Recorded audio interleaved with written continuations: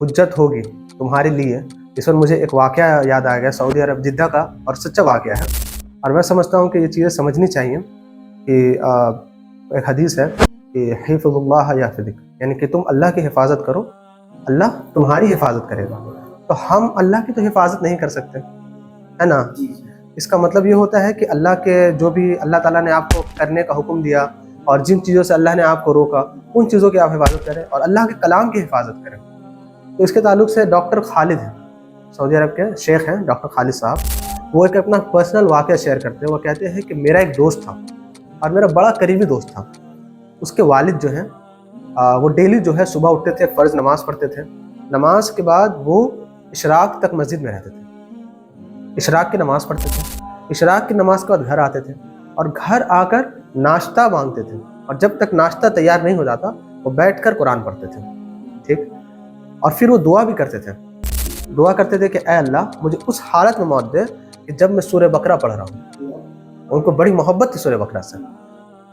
تو ان کا دوست کہتا ہے کہ ایک صبح میں کافی لیٹ تک سویا رہ گیا، اور جب اچانک میری آنکھ کھلی تو مجھے ہاسپٹل جانا تھا۔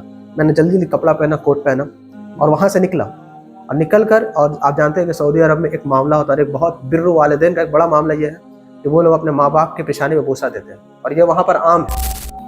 وہ کہتے ہیں کہ میں گیا، میں نے دیکھا کہ میرا فادر جو وہ قرآن پڑھ رہے ہیں، میں ان کے سر پہ بوسہ دیا۔ میں نے بوسہ دینے کے بعد میں وہاں سے نکلا، اور نکل کر بھی میں گاڑی میں بیٹھا ہی تھا، اور میری گاڑی شروع ہی ہوئی تھی کہ میرا جو میڈ ہے، جو نوکرانی، وہ دوڑتے ہوئے آئی اور کہنے لگی کہ ڈاکٹر صاحب بابا کو کیا ہوا، یعنی جو آپ کے بابا کو دیکھ کے کیا ہوا۔ میں اترا گاڑی سے، میں دوڑ کر گیا، اور جا کر دیکھتا ہوں کہ وہ گرے پڑے ہیں۔ میں ان کی پلس چیک کرتا ہوں تو وہ اللہ کو پیارے ہو چکے ہیں۔ اور سبحان اللہ، بات یہ ہے کہ وہ کہتے ہیں کہ جب میری نظر اس کے بعد قرآن پہ پڑی تو میں دیکھتا ہوں تو سورہ بقرہ ختم ہو، اور وہیں سورہ بقرہ کے آخری آیت ہے۔